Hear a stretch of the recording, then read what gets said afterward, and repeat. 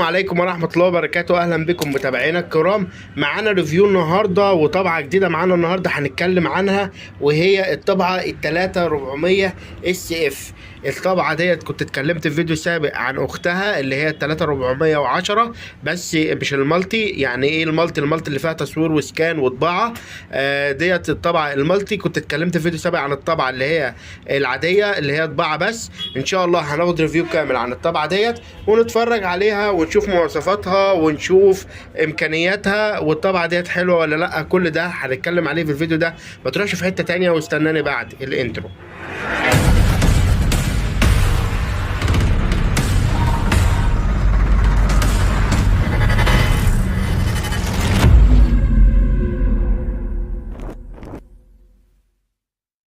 اهلا بكم من جديد. رجعت لكم بعد الانترو. زي ما انتم شايفين الطبعه بتيجي معانا بشاشه بانل 2 سطر زي ما انتم شايفين اللي هي ديت. مجرد ان هي بتشوف عليها الاوامر اللي واخدها الطبعه وتعمل عليها العمليات البسيطه.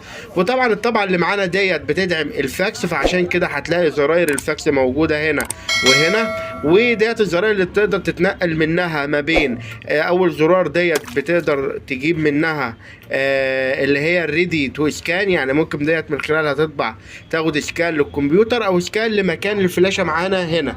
يعني ممكن تاخد معانا سكان من الطابعه للفلاشه. ده الزرار بتاع السكان. طبعا لما انا اخترت اي حاجه تانية ديت ده الزرار بتاع الفاكس عشان لو هستقبل الفاكس.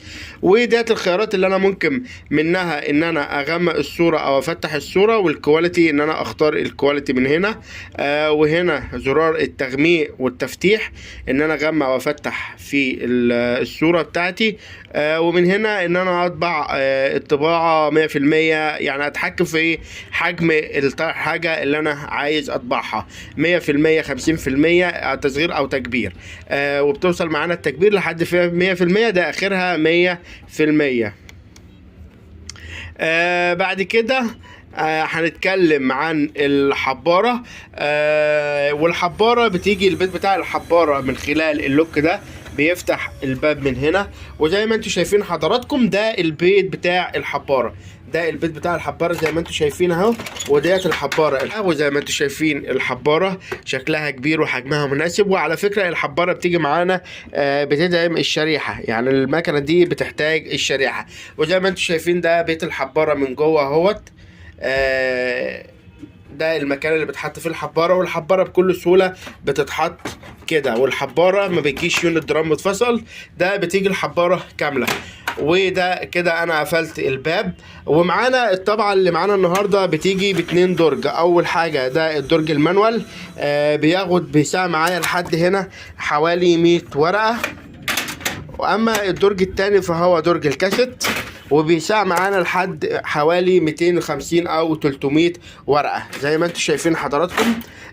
طبعا جميله جدا. وقلنا ان ده مكان الفلاش او الفلاشه.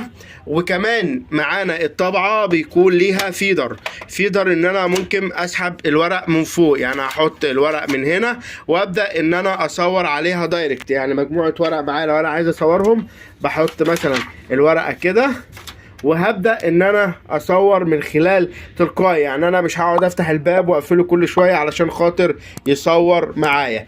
ده المنظر العام بتاع الطبعة. والواجهة بتاعة الطبعة زي ما انتم شايفين الطبعة كويسة جدا. الطبعة شكلها حلو، شكلها انسيابي، ما فيهاش اي مشاكل خالص في الشكل، شكلها جميل جدا. الطبعة زي ما انتم شايفين اهوت. وده الباب بتاع الخاص بالسخان، عشان لو في حشر او اي حاجة هنا ببدأ ان انا افتح السخان كده. لو جالي حشر في السخان هفتح السخان كده والاقي الحشر او الورقة المحشورة موجودة هنا. طيب